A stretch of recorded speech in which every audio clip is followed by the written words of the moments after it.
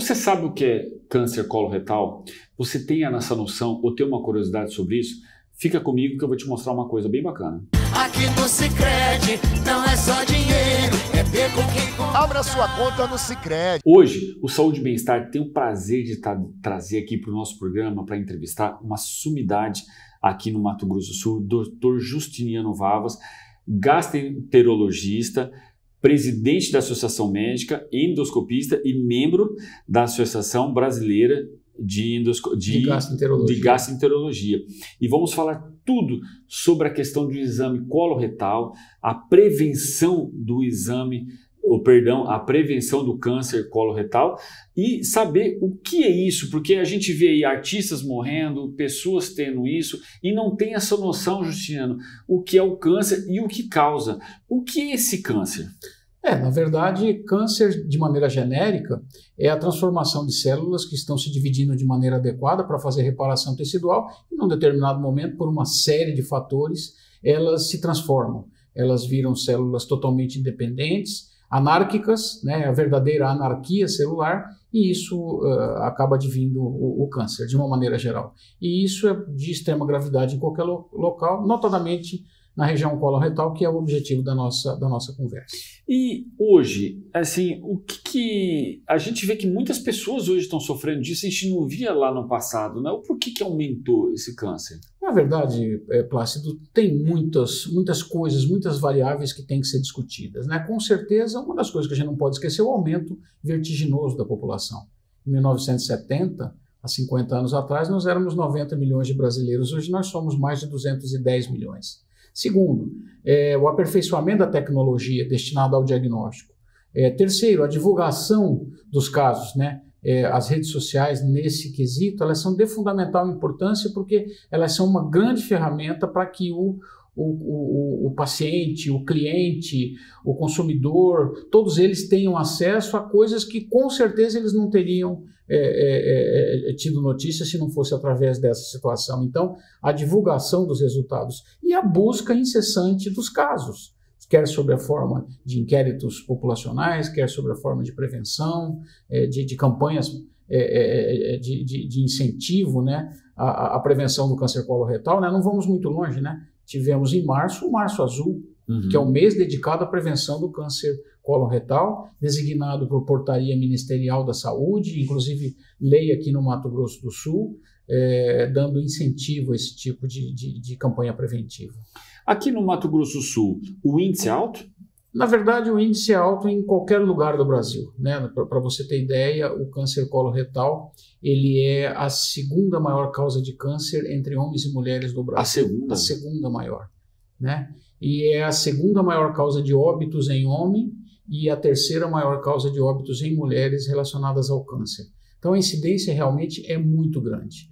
Nós já tivemos outras situações em que outros cânceres de outros aparelhos estavam na frente, mas o câncer coloretal cresceu vertiginosamente. Para você ter ideia, na última década, de 2010 a 2019, morreram em torno de 162 mil brasileiros com câncer coloretal. Então, realmente é muita coisa, é de uma incidência muito grande e precisa realmente não só de alerta da população de maneira informal, mas precisa de uma ação muito forte das nossas entidades governamentais, notadamente aquelas ligadas à saúde.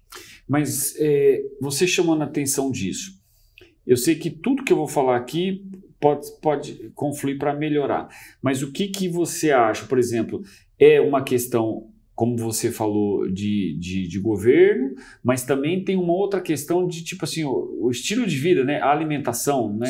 Sim, tudo é importante, né? Tem algumas coisas interessantes, né? Principalmente no nosso estado, né? Que tem uma colonização gaúcha muito forte, que é um estado carnívoro, né? Eu brinco, além de produzir muita proteína animal, é um estado onde as pessoas têm costume muito de comer carne, então tem uma estatística interessante que a cada 50 gramas de consumo de carne processada, você aumenta em 18% a chance de adquirir um câncer coloretal.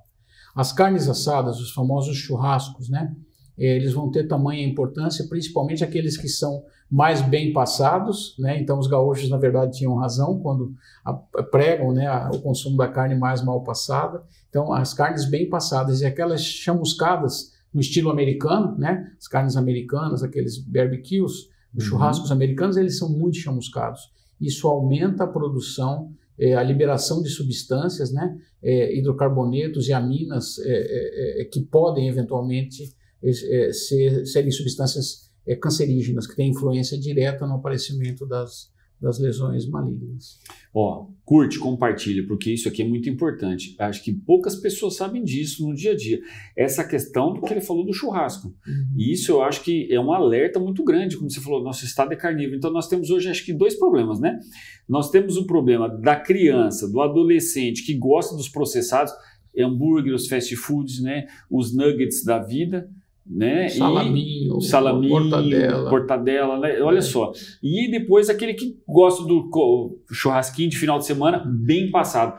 Então realmente a carne sangrando é melhor, que na verdade não é sangue, né? Eles falam até da carne menos cozida. Essa realmente seria o cenário ideal. A Organização Mundial da Saúde, inclusive, ela tem algumas normativas, uma delas que diz que carne processada, 0. Isso é da Organização Mundial da Saúde. E existem alguns trabalhos mostrando que o limite máximo de consumo semanal seria de 500 gramas de carne, o que realmente é uma coisa muito complicada no nosso estado e nos estados em que se tem o costume de comer o famoso churrasco. Tem que curtir e compartilhar, porque isso é uma verdade. E aí, Justiniano, uma coisa que poucas pessoas fazem por estar na zona de conforto e o prazer da vida é mudança de hábito, né? Sem dúvida, Plácido. Eu posso dizer por iniciativa pessoal, as pessoas perguntam, mas como que eu faço? Eu tenho pacientes que comem carne assada praticamente todos os dias da semana. Quer dizer, é o empresário que almoça em churrascaria, almoça em steak, etc, etc, etc. Então, a gente tem que variar, né? A única fonte proteica não é a carne bovina. Nós temos a carne suína, nós temos o frango, nós temos o peixe, nós temos a soja, que é uma excelente fonte proteica, nós temos o ovo, que pode fazer parte tranquilamente de um dia de dieta, por que não? Então existem maneiras muito simples da gente tomar cuidado e não deixar de curtir o nosso churrasquinho de final de semana. Vamos fazer uma campanha na frente do consultório do Vavos, é uma baita de uma churrascaria aqui em Campo Grande, vamos botar um cartaz lá, não coma churrasco, não é verdade? São meus amigos, mas eventualmente, com certeza, todos nós temos consciência de que isso é uma coisa que tem que ser realmente levada em conta, né? Não individualmente numa instituição ou num comércio, mas eventualmente dentro das nossas próprias casas e com os nossos pares e as nossas famílias. Eu acho que isso aliás, a prevenção começa nesse nível.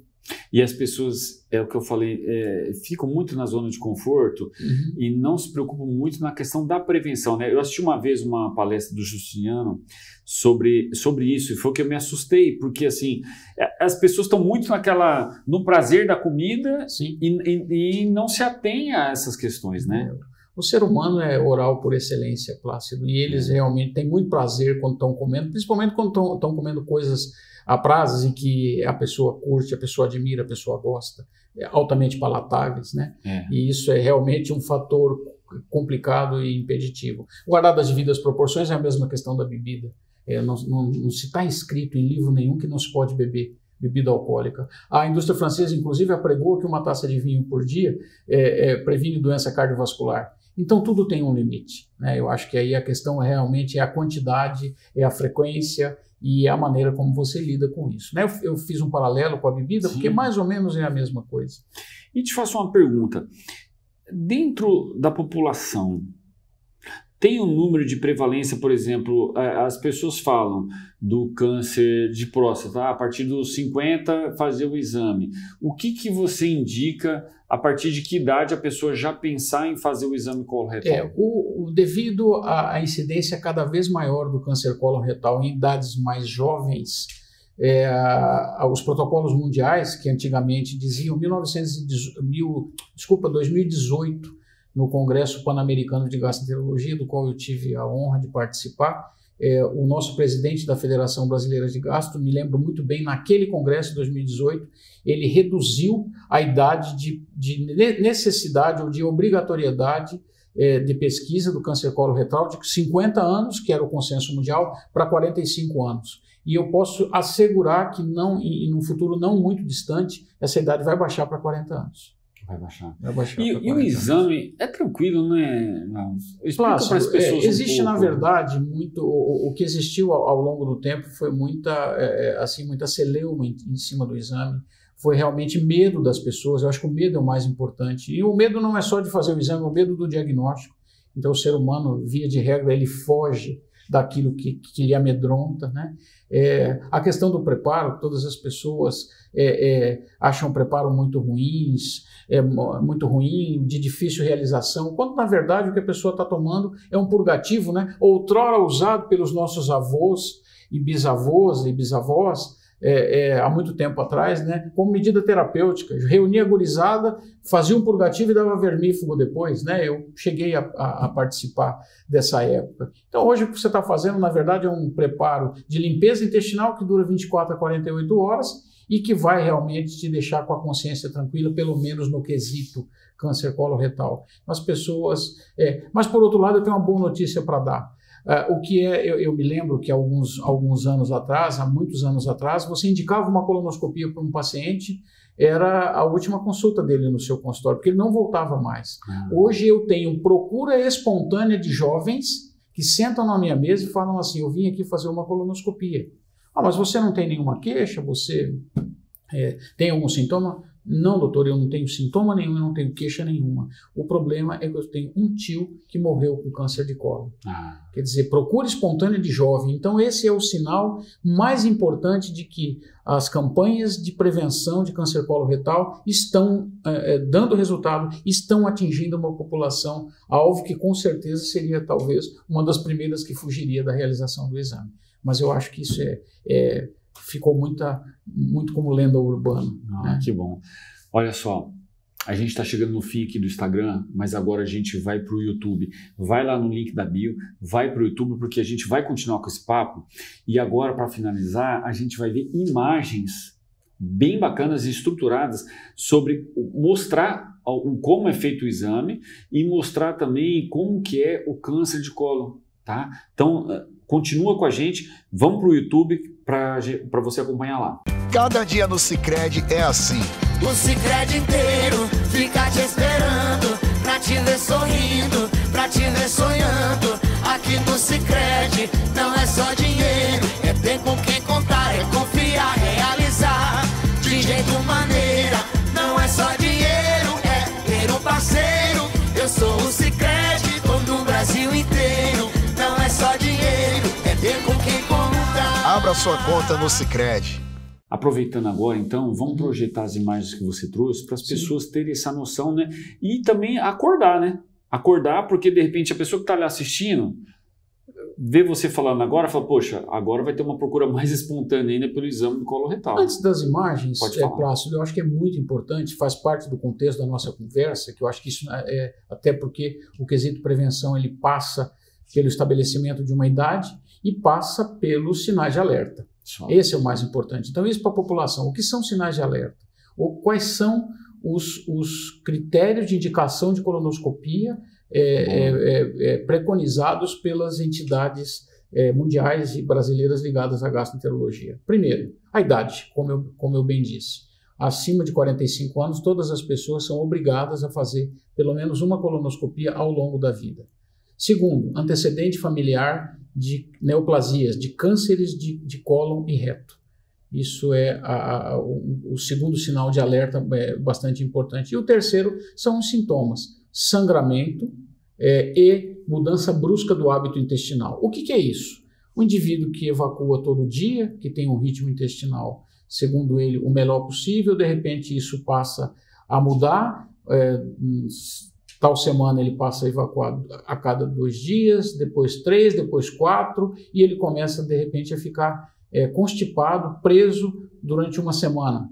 Ou seja, mostrando claramente uma mudança significativa do hábito alimentar. Então, esses são os sinais de alerta mais importantes. Bom chamar né? atenção, isso é muito importante. Muito importante. Porque a pessoa que está assistindo, de repente, ela começa a ver essa mudança no metabolismo dela, ou seja, demorar mais para ir no banheiro, né? E às vezes um sinal de alerta já pode fazer ela fazer Isso, a procura. é o que faz, na verdade, ela fazer a procura e aí, eventualmente, as medidas serem tomadas. Então, é fundamental. E outra coisa, não precisa ser todos esses sinais juntos, um ou outro, né? Qualquer um deles, basta que você tenha mais do que 45 anos, já há indicação de colonoscopia, independente de não ter havido nenhum outro sinal de alerta, inclusive familiar. Ótimo, bom. Isso é bom chamar atenção, viu? Uhum.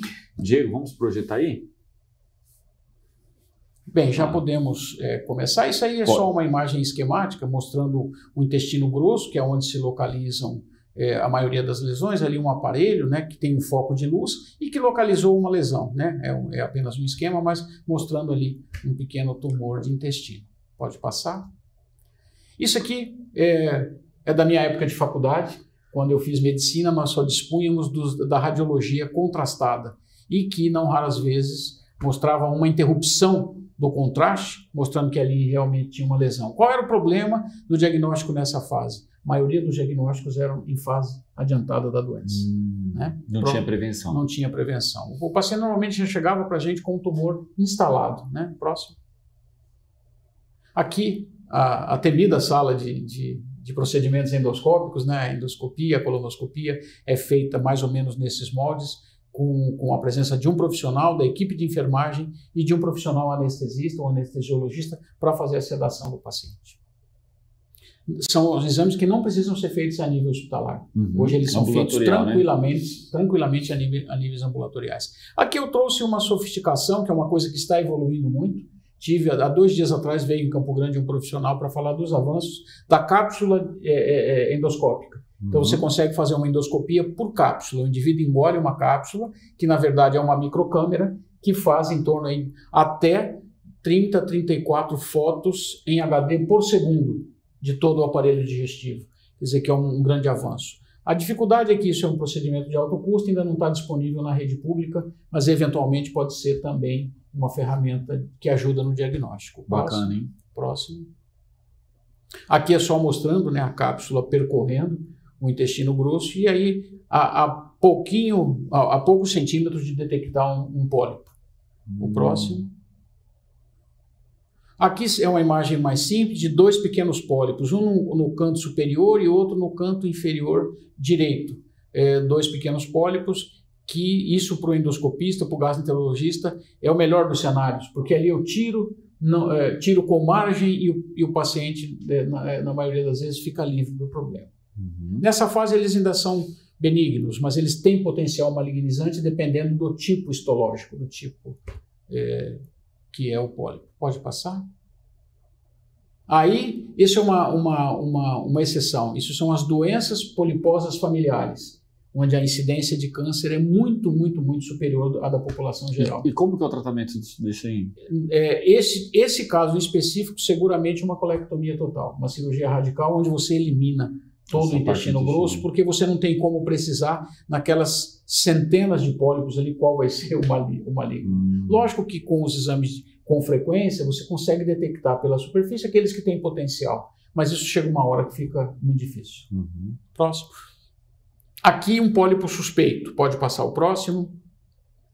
Aqui um muito suspeito. Esse pólipo, eu como endoscopista posso quase que afirmar que ele tem algum segmento dele que já tem malignização. Normalmente, quando é possível, a gente consegue tirar essas peças inteiras e aí a análise é feita de maneira mais pormenorizada. O próximo. Infelizmente, a gente chega nesse cenário, né? Aí um tumor instalado, pegando praticamente toda a circunferência do colo, né? Pode passar o próximo. E que não raras vezes sangra. Esse tumor estava tendo sangramento espontâneo que fez com que o paciente nos procurasse. Essas imagens são próprias, são minhas, da minha clínica. Próximo. Aqui a gente já passa para a terapêutica, você está vendo um pólipo, que tem um pescocinho, a gente chama de pedículo, você passa uma alça diatérmica, uma alça de polipectomia, que é de aço, um aço especial, Você estrangula ele e a partir do momento, naquela última imagem da direita, que ele está estrangulado, você passa a corrente elétrica. Então você faz os dois procedimentos. Cauteriza, né? Você corta e cauteriza ao mesmo tempo. Pode passar. Aqui o mesmo procedimento, visto de uma maneira um pouco mais desenhada. Pode passar. A alça saindo da ponta do aparelho, aqui é a mesma coisa, né? Aqui de maneira bem ilustrativa, para mostrar como é que é o procedimento, e aquilo é o que sobra. A gente tem normalmente algumas outras pinças que são tipo cestas, a gente passa ela e recolhe a peça para mandar para exame. Né? Pode passar.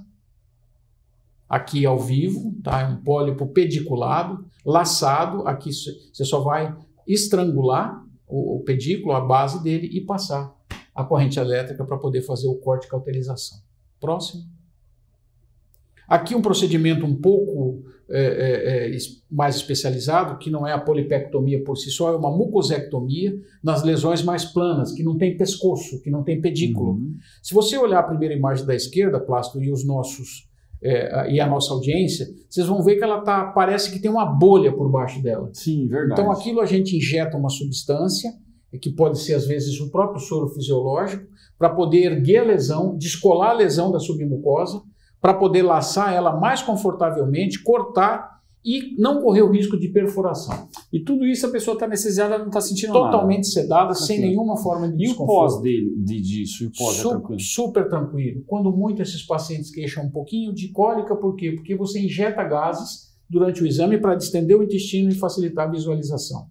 Como o intestino é muito enovelado, e de alguns é muito enovelado, às vezes ele retém um pouco de gás. Entendi. Então ele acaba tendo um pouquinho de desconforto para poder soltar os gases. Só isso então. Eu vou brincar com você, que a nossa audiência nos perdoe, não é como se fosse um peido recolhido. Entendi, fica aquele gás. Aquela coisa que não sai, mas chega uma hora que sai. A gente vira de bruço, dá Luftal, e aí o paciente acaba eliminando. Um pós é muito tranquilo então. Muito tranquilo, o paciente levanta dali, passa o efeito mais importante da sedação e vai para casa. É muito melhor do que um procedimento mais invasivo. Sem dúvida, prevenção, que a gente vai acabar chegando nele. Faz favor, próximo. Aqui é só para mostrar que aquele pedaço da direita é o pedaço onde tem a maior incidência de câncer cólon retal. É o cólon sigmoide e o reto na sequência. Tá? Pode passar o próximo. E às vezes o resultado final é esse, né? Um diagnóstico bem feito e a ressecção cirúrgica. Isso aí é um intestino grosso, um cólon aberto, com um baita de um tumor, né? Totalmente ressecado, com margens amplas, inclusive. Entendi. Né? Pode passar. O resultado final, às vezes, é uma bolsa de colostomia, quer seja definitiva ou não. Na maioria das vezes, quando os tumores estão mais altos, elas são temporárias, que é o medo dos pacientes. Todo mundo acha que operou um câncer, vai ficar com bolsa de colostomia. A maioria absoluta, quase que total dos pacientes, depois de 3, 4, 5 meses, ele refaz a cirurgia e emenda os cotos intestinais e acaba com a colostomia. Casos de muita exceção, aqueles casos de tumor de reto mais distais lá na ponta, esses sim, infelizmente, vão cursar. Tem como ligar, né? Não tem como ligar, então vão cursar com colostomia definitiva. Mas as pessoas ostomizadas hoje, elas têm uma vida perfeitamente normal e integrada à sociedade, sem nenhum problema. Próximo. Aqui um procedimento complementar, só para ilustrar, às vezes o paciente precisa fazer radioterapia, né? Como método complementar. O próximo. Pode passar, acho que acabou, né? Isso, acabou. Tá ótimo. Justi, assim, em resumo, tudo que você falou, que eu vi aí nesses exames, para chamar a atenção da população, é muito melhor a prevenção, porque aqueles que você mostrou que estavam numa situação mais avançada, mais grave, eram coisas que de repente não nasceram daquele tamanho, né? Nasceram de uma forma menor e foi se proliferando porque não se tirou a causa. Então, as pessoas têm que entender essa questão da prevenção. Não só com qualidade de vida, de alimentação, mas de repente tirar o preconceito, como tem o de próstata, né? Tirar o preconceito e procurar para fazer um exame preventivo. Plácido, aqui no Brasil nós temos uma chance estatística de 70% de cura se o diagnóstico for precoce. Isso é muito significativo. Para uma doença de tamanha gravidade, né? Nos países mais desenvolvidos, de população felizmente um pouco menor, de poder, de um sistema de saúde pública mais ágil, talvez até por conta de menor área geográfica, menor população, esses índices de cura passam de 80%, 80%, 85%, quer dizer que é muito significativo. Muito. Só vão ter realmente problemas aqueles pacientes que já fizeram o diagnóstico numa fase adiantada da doença. Verdade. Juste, a gente está chegando no final do programa. Eu quero demais te agradecer a sua disponibilidade de você vir aqui e perguntar se a gente pode colocar aqui embaixo, perguntando, já afirmando, Claro. né? As redes sociais e também, eu acho que é interessante, o telefone da clínica para quem quiser às vezes marcar, tirar uma dúvida, procurar fazer um exame. Eu não sou um cara muito afeito às redes sociais, eu sou pouco Por isso que eu te falei do telefone da clínica. Mas por conta, eventualmente, mas é muito fácil me achar, tanto no Instagram quanto no Facebook, é só digitar meu nome, né? Justiniano Vavas, que são muito poucos a nível de igual Brasil. Plácido Justiniano. A nível de Brasil, talvez a nível mundial, tá? Mas a gente está ali na rua Antônio Alves Arantes, 398, no bairro Chácara Cachoeira, por coincidência, na frente da churrascaria Bezerro de Ouro, Isso, de muita tradição na cidade, e o nosso telefone é 3028-4606, tá certo? Justo, quero te agradecer. Estamos lá à disposição daqueles que realmente quiserem fazer prevenção. Quero te agradecer, e é muito importante, eu acho que esse programa vem numa hora muito importante para chamar a atenção das pessoas para a prevenção, porque às vezes você dispensar um pouco da sua audiência, acho que pode salvar a sua vida ou de quem está à sua volta, para poder prevenir, né? Uma coisa muito maior na vida. Eu acho que o grande recado desta conversa, desse papo extremamente agradável, obrigado mais uma vez pelo novo convite, é sempre um prazer para mim falar de uma coisa que é extremamente aprazível para mim, mas o grande recado disso se chama prevenção. Se você prevenir, com certeza você está dando um passo muito grande para se livrar de uma coisa que está ceifando a vida de milhares de brasileiros. Né? E isso a gente precisa diminuir esses números. Né? O Brasil tem que ser grande em muitas coisas, mas nisso ele tem que ser pequeno. Isso é verdade. Isso eu não tenho dúvida. Mais uma vez. Mas obrigado, viu? Obrigado de coração. E obrigado você que ficou até aqui. Curte, compartilha, que isso aí pode salvar uma vida. D1Noticias.com, a notícia no seu celular.